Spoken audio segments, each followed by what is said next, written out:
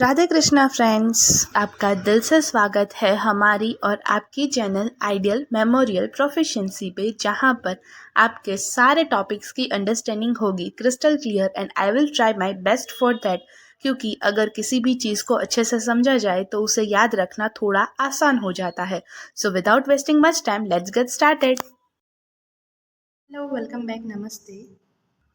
तो पिछली बार हमने एफोरिज्म्स का इंट्रोडक्शन देखा था और देखा था कि ये इंट्रोडक्शन से सारे लॉन्ग क्वेश्चन में अगर आता है कुछ भी तो सारे में कोई भी एफोरिज्म मतलब आपको पूछा जाता है। फर्स्ट एफोरिज्म है, सेकंड एफोरिज्म है, थर्ड एफोरिज्म है, या फिर वाइटल फूड्स के बारे में या फिर किसी भी एफोरिज्म्स के बारे में पूछा जाता है। तो बेसिक इंट्रोडक्शन आप एफोरिज्म का दे सकते हैं। और अगर लॉन्ग क्वेश्चन में आपको कंटेंट ज़्यादा नहीं याद है तो you can write more introduction, मतलब 1-1.5 पेज का आप इंट्रोडक्शन कर दो, उसके बाद से लिखना स्टार्ट करो। It will be easy for you.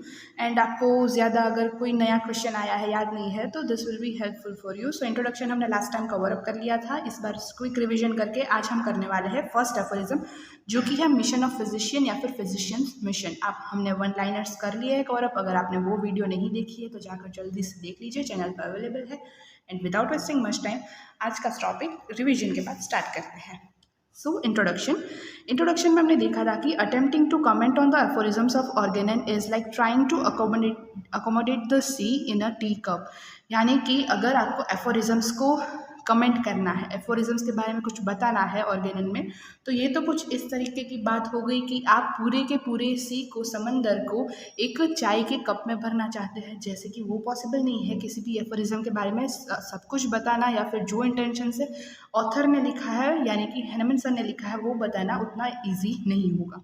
Every reader tries to interpret the aphorism in his own manner. हर एक रीडर की अपनी एक खुद से एक टेक्निक होती है, एक अंडरस्टैंडिंग होती है, जिसके बेस पर वो रीडर हर एक एफोरिज्म को अपनी मैनर से इंटरप्रेट करता है, अंडरस्टैंड करता है।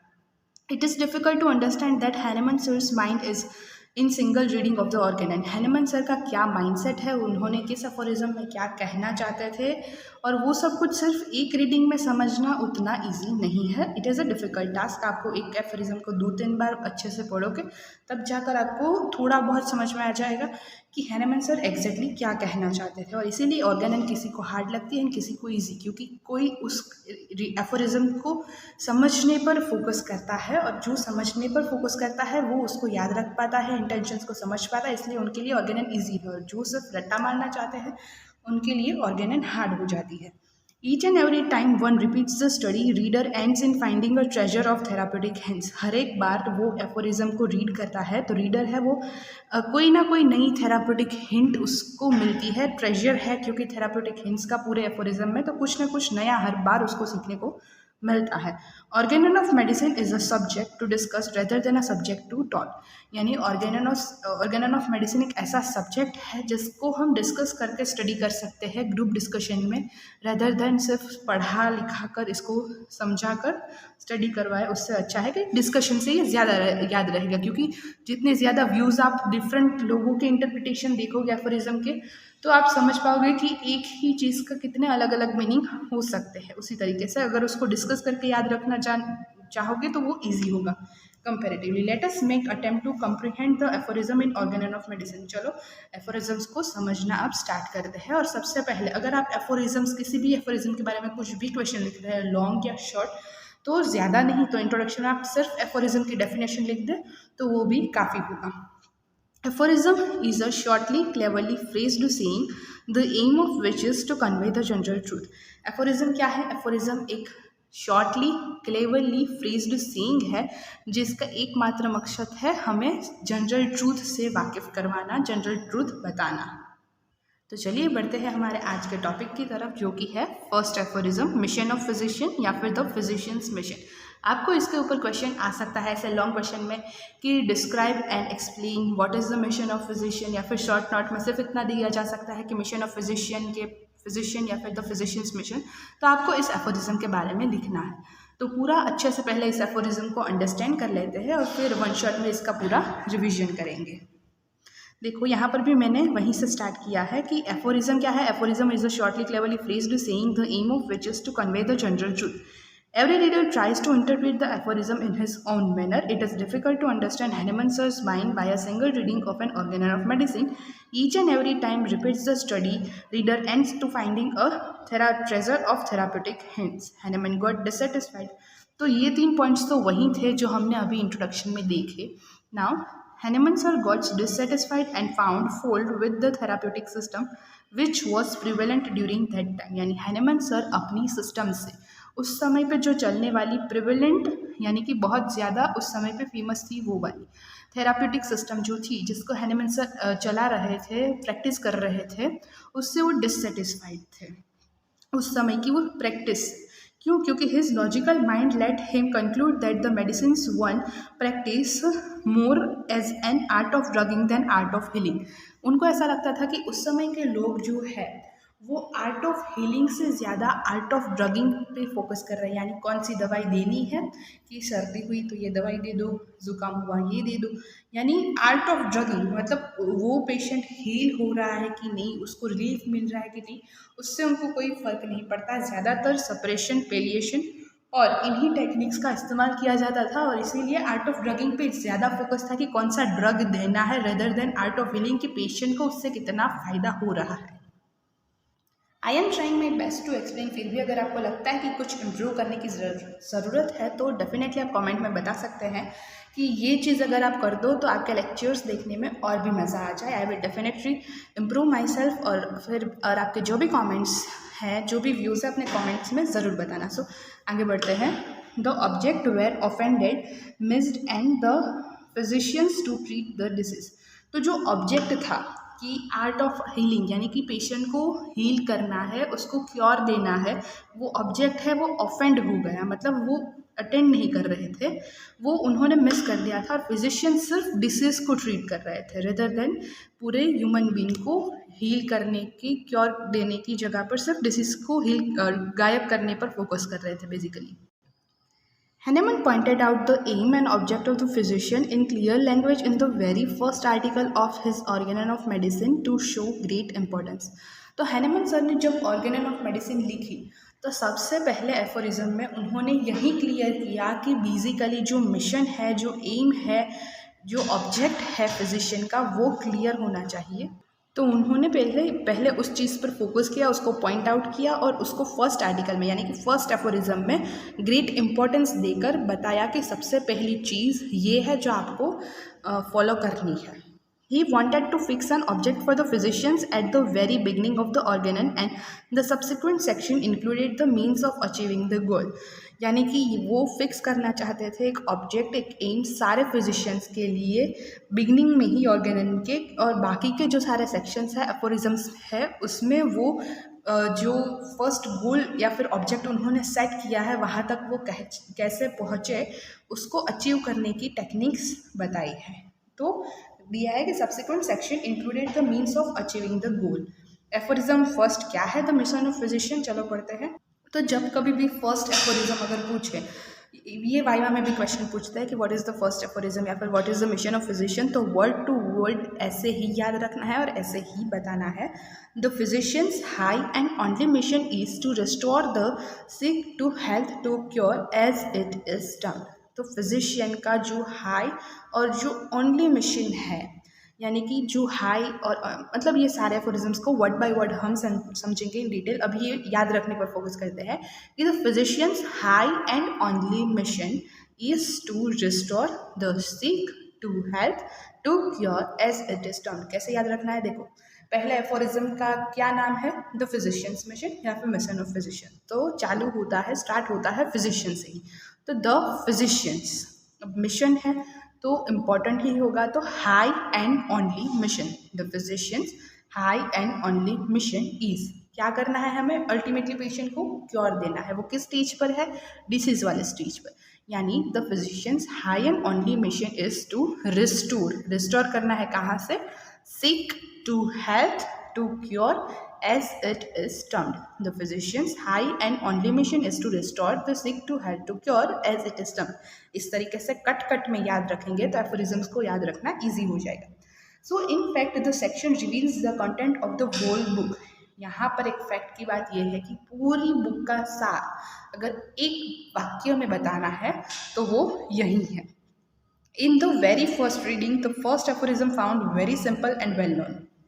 अगर हम इसे सिर्फ पहली बार पढ़ रहे हैं तो हमें लगेगा कि ये तो कितना आसान है, कितना इजी है, but the careful and repeated studies reveal that each and every word on the aphorism conveys something ideal to the reader. तो लेकिन अगर केयरफुली रिपीटेड रीडिंग करेंगे हम इस एफोरिज्म की तो हमें पता चलेगा कि यहाँ से द से लेकर एज इट इज टर्म्ड तक हर एक शब्द का कुछ ना कुछ मतलब है। तो अब देखते हैं वर्ड बाय वर्ड मीनिंग, इससे आपको क्लियर होगा कि क्या कहना चाहते हैं एग्जैक्टली एफोरिज्म में। देखो अब वर्ड बाय वर्ड मीनिंग में हम इस तरीके से जाएंगे कि द और फिर उसका इम्पोर्टेंस क्या है इस एफोरिज्म में, फिजिशियन, हाई, ओनली, हर एक वर्ड का मीनिंग देखेंगे।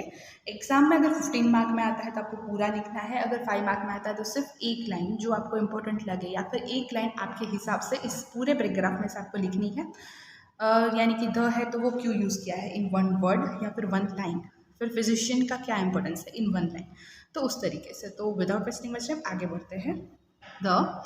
The is an article which is used while mentioning something specific. तो ये तो हमें ग्रामर पढ़ते पढ़ते इतना तो आता है कि द है वो एक आर्टिकल है और वो कुछ भी स्पेसिफिक को मेंशन करने के लिए हम यूज़ करते हैं। जब भी किसी स्पेसिफिक चीज़ को हम मेंशन करना चाहते हैं तो उसके आगे लगा देते हैं the. So the is an article which is used while mentioning something special. Hahnemann used the article while addressing the physician. तो हैनेमन सर ने ये आर्टिकल को यूज़ किया है टू एड्रेस अ फिजिशियन, क्योंकि फिजिशियन यहाँ पर स्पेसिफिक है, स्पेशल है। Because the physician is not only the diagnostic of the disease but also a prognostician, a health adviser, a healer and a counsellor. तो यहाँ पर होम्योपैथिक फिजिशियन की बात हो रही है कि वो सिर्फ डिसीज़ को डायग्नोस करने के लिए या फिर डिसीज़ की क्या प्रोग्नोसिस है उसके लिए या फिर सिर्फ हेल्थ एडवाइज़र की तरीके से नहीं है, वो बहुत सारे रूल्स रोल्स निभाता है कि वो डिसीज़ को डायग्नोस करता है, डिसीज़ कंडीशन को प्रोग्नोसिस करता है। वो एक हेल्थ एडवाइज़र है कि वो एडवाइस देगा कि आपके डिसीज़ ये है, ये हो सकता है, आपको ये करना है। और वो एक हीलर है कि वो उस डिसीज़ को हील करेगा। और वो एक काउंसलर भी है क्योंकि यहाँ पर आपको केस ट्रेकिंग की प्रोसेस के बारे में तो पता ही है। तो हैनेमन सर ने उस फिजिशियन की ये इंपॉर्टेंस दिखाने के लिए यहाँ पर आर्टिकल द को यूज़ किया। So the is used to show the importance of the physician and to show and increase the importance of physician. So यहाँ पर the है वो यूज़ किया गया है फिजिशियन की इंपॉर्टेंस को शो करने के लिए और इंक्रीज करने के लिए कि फिजिशियन एक बहुत ही इंपॉर्टेंट किरदार निभा रहा है। So the physician, अब फिजिशियन के बारे में देखते हैं कि उसका क्या मतलब है। Physician is a person who has thorough knowledge of art of healing. Physician एक ऐसा पर्सन है जिसके पास थोरो यानी इनफ नॉलेज होना चाहिए आर्ट ऑफ हीलिंग का, कि कैसे वो पेशेंट को हील करे, उससे टोटल क्योर दे। The word physician is derived from the Greek word physis which means nature. अब फिजिशियन वर्ड है वो डिराइव हुआ है ग्रीक वर्ड में से, फूजिस में से, जो डिराइव जिसका मतलब है nature. Hence, a physician is a person who knows the laws and principles of the nature and how to apply them in practice. इसीलिए यहाँ पर हैनेमन के अकॉर्डिंग फिजिशियन एक ऐसा पर्सन है जो सारे लॉज जानता है नेचर के, सारे प्रिंसिपल्स जानता है नेचर के, और वो भी जानता है कि वो लॉज और प्रिंसिपल्स को कैसे अप्लाई करना है इन हिज प्रैक्टिस और in her practice to cure the patient. तो यहाँ पर फिजिशियन वर्ड कहाँ से डिराइव हुआ है, ग्रीक वर्ड फूजिस में से, जिसका मतलब है नेचर। इस hence a physician is a person who knows the laws and principles of nature and how to apply them in practice. Hahnemann sir considered the physician as a person who is well versed in the art of healing than the art of drugging as viewed in the allopathic school. So Hahnemann sir यहाँ पर physician को एक ऐसे person के रूप में देखते हैं, एक ऐसे पर्सन के रूप में डिस्क्राइब करना चाहते हैं कि वो एक ऐसा पर्सन है जो अच्छा है आर्ट ऑफ हीलिंग में रेदर देन आर्ट ऑफ ड्रगिंग, क्योंकि आर्ट ऑफ ड्रगिंग उस समय पर चलने वाली एलोपैथिक स्कूल में, एलोपैथिक प्रैक्टिस में ज़्यादातर यूज़ होने वाली टेक्निक या फिर ज़्यादा फोकस करने वाली चीज़ थी कि आर्ट ऑफ ड्रगिंग पे फोकस किया जाता था instead of art of healing. तो यहाँ पर हैनेमन बताते हैं कि जो फिजिशियन है उसको आर्ट ऑफ हीलिंग के बारे में ज़्यादा नॉलेज होना चाहिए, इसीलिए उन्होंने वर्ड फिजिशियन यूज़ किया, क्योंकि फिजिशियन वर्ड है वो फिजिक्स में से डिराइव हुआ है, नेचर में से। नेचर के सारे प्रिंसिपल्स और लॉज को जानना और उसी को अप्लाई करना और आर्ट ऑफ हीलिंग पे फोकस करना, यही फिजिशियन का मेन काम है। The prime mission of the physician is only to cure the sick. The knowledge must be utilized to restore the patient's physical, mental, social and psychological disturbances with the health. तो यहाँ पर prime means important mission क्या है physician का? Only to cure the sick. The knowledge must be utilized, मतलब physician का जो भी knowledge है वो कहाँ पर utilize होना चाहिए? Should be utilized to restore the patients physical mental, यानी पेशेंट की जो भी फिजिकल हेल्थ के डैमेजेस है या फिर मेंटल हेल्थ में कोई भी उसको दिक्कत हुई है, सोशली कोई प्रॉब्लम है या फिर साइकोलॉजिकल डिस्टर्बेंसेस है, हेल्थ में कोई भी सेक्टर में कोई भी डिस्टर्बेंस को क्योर करने के लिए, हील करने के लिए फिजिशियन का यही एकमात्र मिशन है। Now what is the meaning of the word high? The physicians high and only. तो हाई और ओनली के मतलब देखते हैं। High, the word high suggests that the physician's mission is noble and important. ये जो हाई वर्ड है वो क्या सजेस्ट करता है कि जो फिजिशियन का मिशन है वो नोबल है और इम्पॉर्टेंट है। Physician's mission is to protect the life force of his patients to which economy gives ultimate importance. यानी कि फिजिशियन का मिशन है वो प्रोटेक्ट करना है लाइफ फोर्स को, वाइटल फोर्स को, पेशेंट के वाइटल फोर्स को और लाइफ फोर्स को प्रोटेक्ट करना, उसके सारे डिस्टर्बेंसेस को दूर करना, यही फिजिशियन का मिशन है। जो और उसको क्या है, तो इकोनॉमी जो है जिसको अल्टीमेट इंपॉर्टेंस देती है वो। यहाँ पर हम होम्योपैथी में किसको इंपॉर्टेंस देते हैं? वाइटल फोर्स को। तो फिजिशियन का प्राइम मिशन क्या होगा? वाइटल फोर्स की प्रोटेक्ट करना, उसको लाइफ फोर्स अगर कम हो गई है, डिस्टर्ब हो गई है, डिसबैलेंस्ड हो गई है तो उसको ठीक करना। Only means the word only emphasizes that the physician's mission is singular and focused. Only का मतलब है कि physician का जो मिशन है वो एकमात्र है, focused है, singular and focused. The first and foremost prime aim of physician is to cure the disease. यानी कि जो पहला गोल है, important गोल है, जो एम है physician का वो क्या है? To cure the patient. अब नेक्स्ट वर्ड है मिशन। क्योंकि वीडियो बहुत ज़्यादा लंबी हो जाएगी अगर इसी में सब कुछ कंटिन्यू करेंगे तो यहाँ से आपको सब कुछ मिशन से लेकर बाकी के जो भी वर्ड्स है और लास्ट में पूरा रिवीजन पार्ट 2 में देखने को मिलेगा। सो जल्दी से जाकर वेट कीजिए पार्ट 2 का जो कल आएगा, या फिर आप देर से देख रहे हैं ये वीडियो तो अपलोड हो चुका होगा, देख लीजिए तुरंत। तो मिलते हैं नेक्स्ट वीडियो में, तब तक के लिए ta-ta bye bye. Thank you so much guys for watching this video till now. और अगर यह वीडियो आपके लिए थोड़ी सी भी हेल्पफुल हुई है then please like the video, share the video, subscribe to our channel ideal memorial proficiency. और आपके जो भी सजेशंस है, रिव्यूज़ है, कमेंट में ज़रूर बताइए। I will be grateful for that. Thank you.